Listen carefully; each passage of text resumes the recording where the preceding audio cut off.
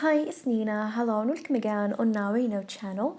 And in today's video, I'm going to show you how to fix Facebook Marketplace icon is not showing. So let's get started.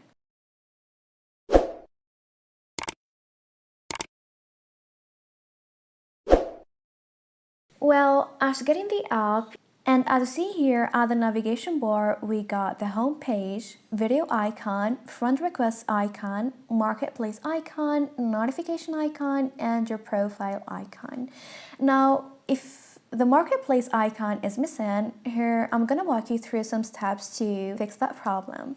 Well, the first thing we're gonna do is to tap on your profile picture at the top right corner, and then scroll all the way down and tap on Settings and Privacy.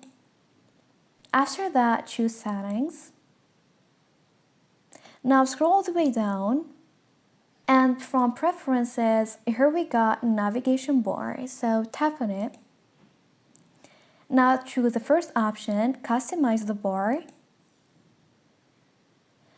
Scroll all the way down, and as you see here, we got Marketplace, and it is set to auto. So Facebook will decide whether to show it on the navigation bar or not.